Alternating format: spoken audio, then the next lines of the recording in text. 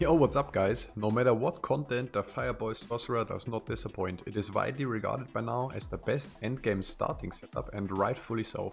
All it takes are two uniques, Gloves of the Illuminator and Staff of the Endless Rage, to have a powerful build to farm high pit levels and tormented bosses right away.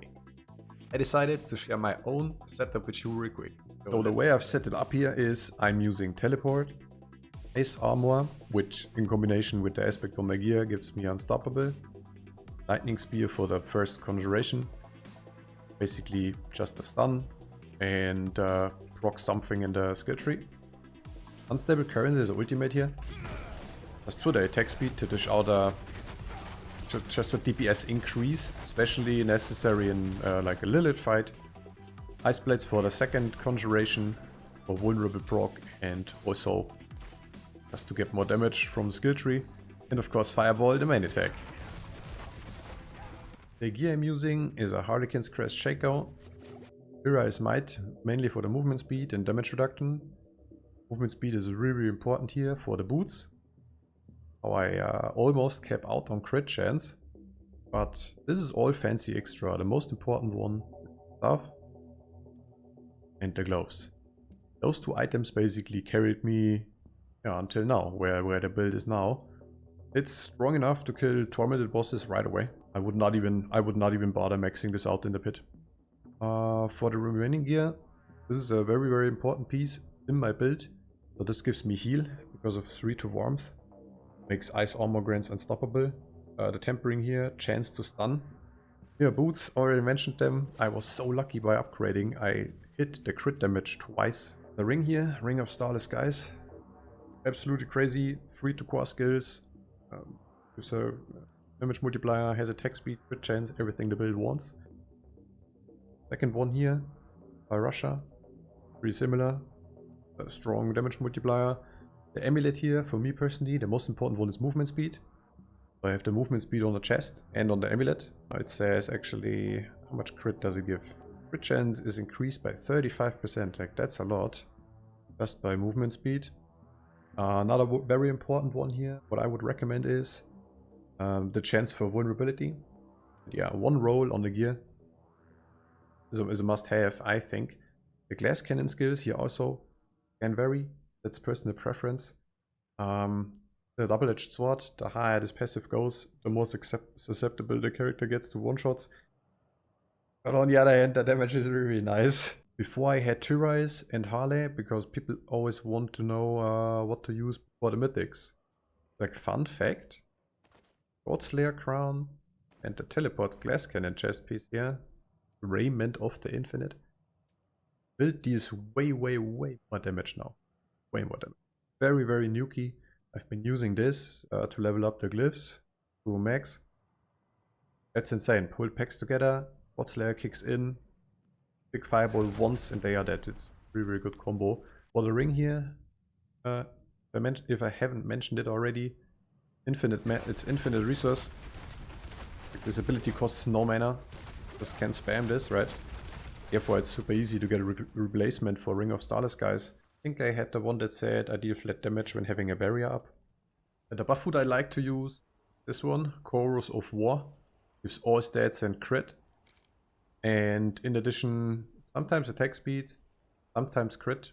My personal best is pit tier 114 with this very setup with Harley and Tyrise.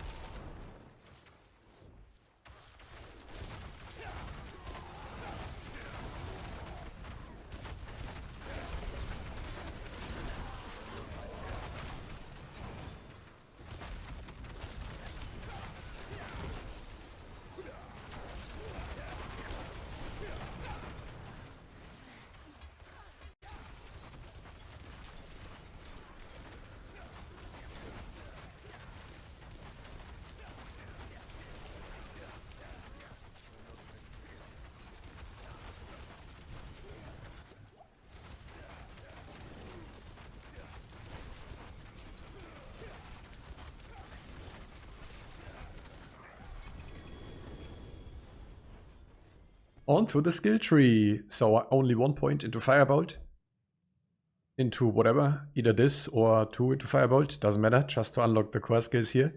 Wait, let me take off Harley, it's a little bit less confusing.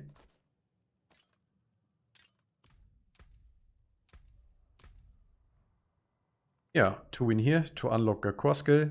Fireball, maxing this out of course, into Destructive Fireball. 1 into Devastation to unlock Elemental Dominance. This buff has 100% uptime with this build, really cool.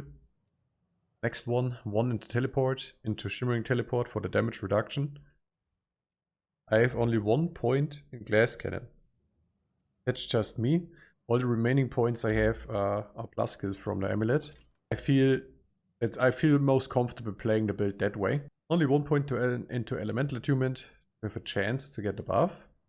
1 into Ice Armor, Shimmering Ice Armor. And thanks to the aspect on my pants, this gives Unstoppable. And with all the cooldown reduction, there's almost 100% Unstoppable uptime. Maxing out those 3. Align the elements, Protection and Mana Shield. 1 into Ice Blades, into Summoned Ice Blades. For the second conjuration here, Lightning Spear, into Invoked Lightning Spear. So crit has a chance to stun. This is a huge damage multiplier. That's why I use those 2. That's the reason here. Conjuration Mastery. Maxing out Icy Veil. We have more uptime on Ice Armor.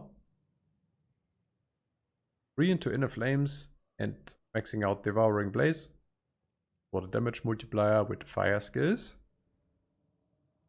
I have 1 into Fiery Surge, maxed out Soulfire, and a maxed out Warmth. In addition, with the plus skills on my pants, grants a lot of healing. For the ultimate, Unstable Currents for the attack speed. And as the keystone passive, Isu's Ferocity. For the Paragon board, I'm running 7 glyphs. So starting out here with Elementalist, pretty much every other Sorceress build I've seen this season was using this as their first glyph. First ward I'm using is Searing Heat, grabbing that legendary node right away. Glyph here I'm using is Pyromaniac. The next board would be Enchantment Master with the glyph Reinforced. They have a little bit more damage reduction. The next board is Rigid Fate, dealing bonus damage to vulnerable enemies. Next board is Burning Instinct with the glyph Tactician.